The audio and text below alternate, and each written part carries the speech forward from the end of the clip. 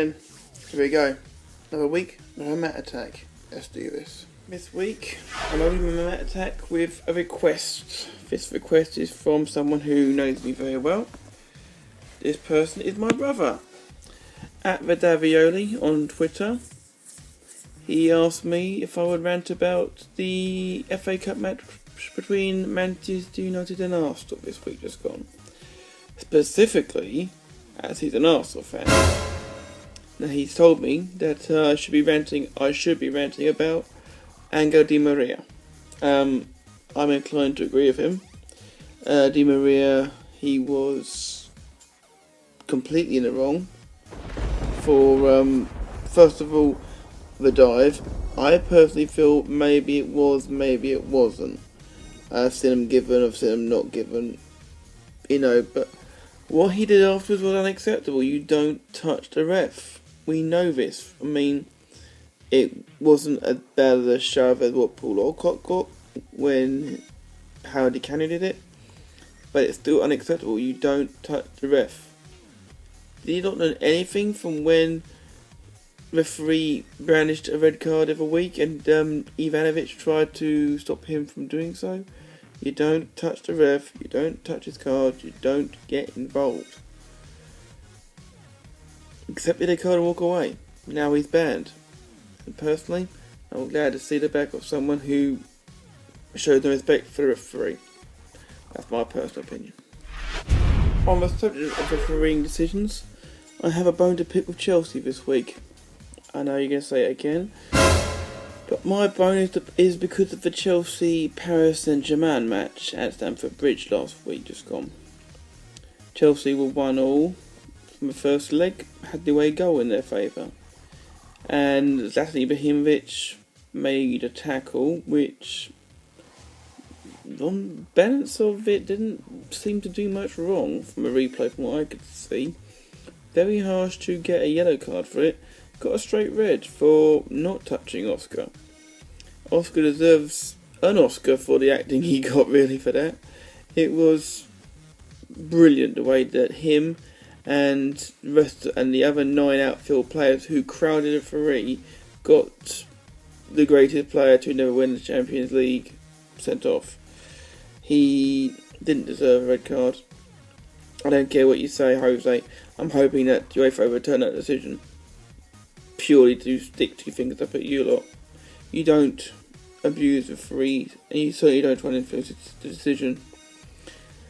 I don't agree with anyone when they do it. Having refereed games myself before, I don't think that anyone should do that to a referee. They have a hard enough job as it is without you guys trying to influence the decisions. Cheating is unacceptable in the game, in any game.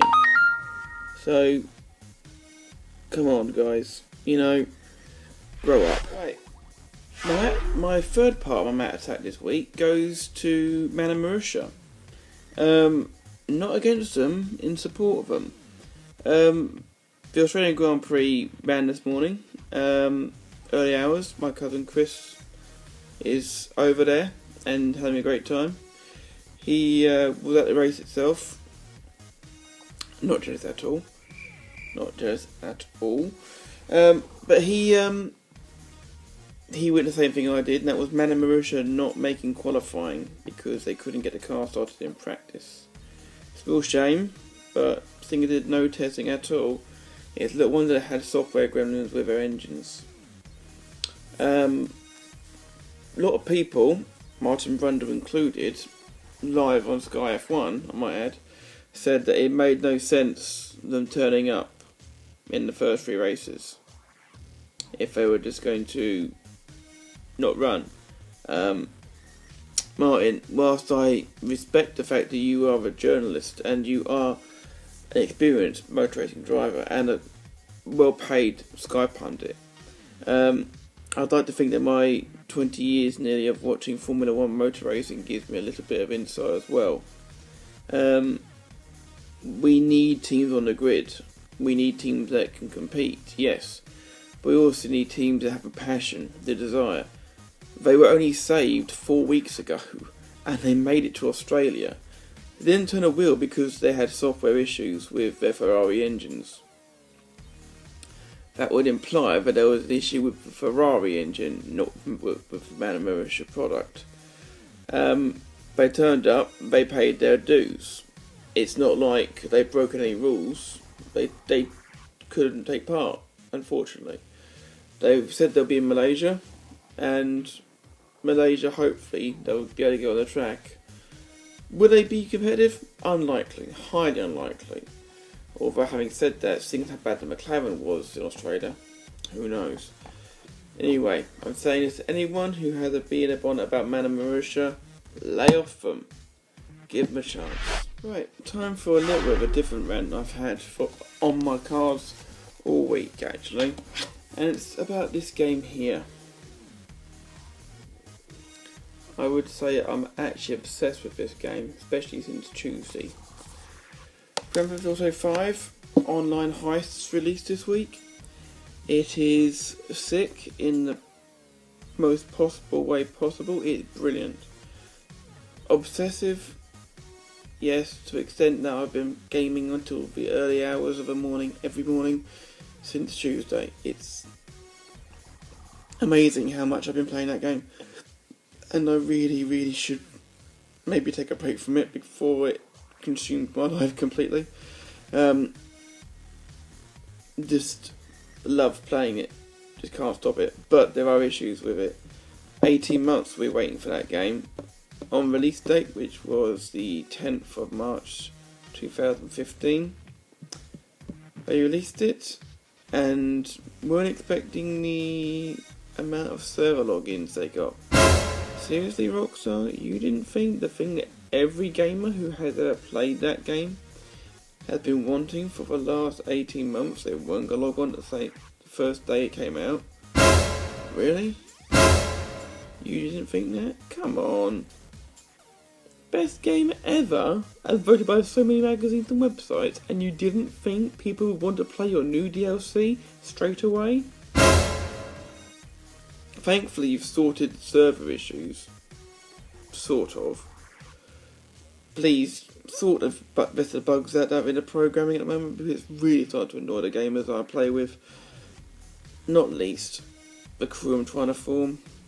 So come on, Rockstar. Don't be the new EA or the new 2K. Sort yourselves out. As you probably guessed by now as well, I'm wearing a Top Gear t-shirt. I wish I was. This is not in any way a defence of someone who I've always been quite a fan of, actually, Jeremy Clarkson.